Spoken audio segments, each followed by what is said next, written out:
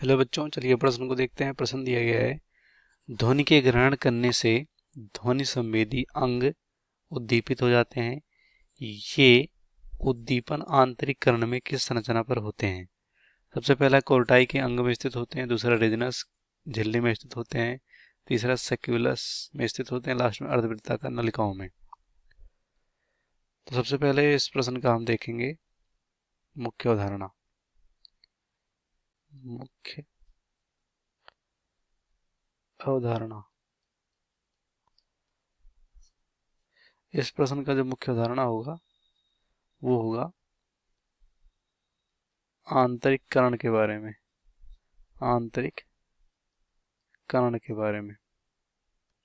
तो यहाँ पर जो आंतरिक कर्ण होता है, इसमें एक संरचना होती है आंतरिक कर्ण में ही, जिसे क्या बोलते हैं यहाँ पर? कॉक्लिया। कॉक्लिया। तो ये जो कॉक्लिया होता है, यहीं पर जो ध्वनि संवेदी अंग होते हैं वो उद्दीपित होते हैं, और यहाँ पर कह सकते हो जिसकी वजह से यहाँ पर हमें ध्वनि सुनाई देता है।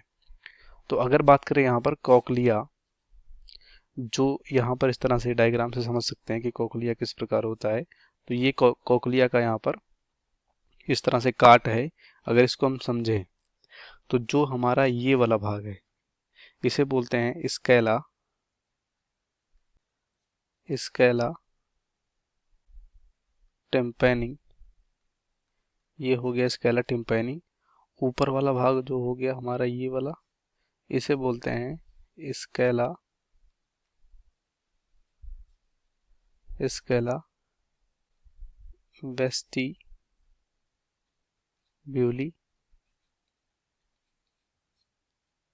और जो यहाँ पर ये वाला भाग है, ये वाला, इसे बोलते हैं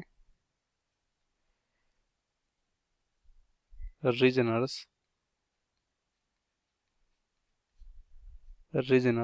झिल्ली। रीजनर्स झिल्ली।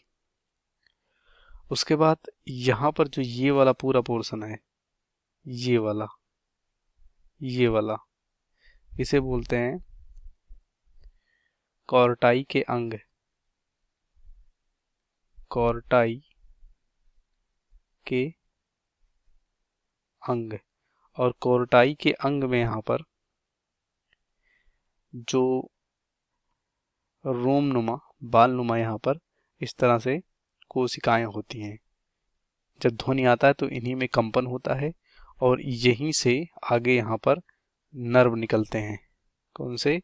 यहाँ पर जिसे कॉक्लिया नर्व बोलते हैं, यहीं से निकलते हैं। और यही कॉक्लिया नर्व सीधे ब्रेन तक जाते हैं, जो कि ब्रेन को सूचना देते हैं। तो इस तरह से हमें ध्वनि सुनाई देता है। तो हम कह सकते हैं कि ऑर्गन ऑफ कोर्टाई जो होता है, यहीं पर रोमनुमा, बालनुमा कोशिकाएं होती हैं, और ध्वनि के द्वारा जब ध्वनि आता है तो कंपन इन्हीं में होता है, जिससे कि यहाँ पर संवेदी नर्व होते हैं, वो इस तरह से इनको ग्रहण करते हैं और ब्रेन तक पहुंचाते हैं। तो हम कह सकते हैं कि ध्वनि के ग्रहण करने से ध्वनि संवेदी अंग उद्दीपित हो जाते हैं। ये उद्दीपन आंतरिक कर्ण में किस संरचना पर होते हैं? तो पहला है कोर्टाई के अंग में स्थित होते हैं, तो राइट है पहला। दूसरा रेजिनस झिल्ली में, गलत हो जाएगा। तीसरा साइकोलस में, ये भी गलत होगा। लास्ट में अर्धवृत्ताकार नलिकाओं में। तो यहाँ पर जो अर्धवृत्ताकार नलिकाएं होती हैं, तीनों 90 डिग्री पे आपस में होती हैं, जिसे हम बोलते हैं वेस्टिबुलर सिस्टम। तो इसमें भी यहाँ पर ये उद्दीपन वाली कोशिकाएं नहीं होती हैं, तो ये भी यहाँ पर गलत होगा। इसका राइट आंसर हमारा होगा ए। बाकी सभी गलत हो जाएंगे। उम्मीद करते हैं आपको प्रश्न समझ में आया होगा। धन्यवाद।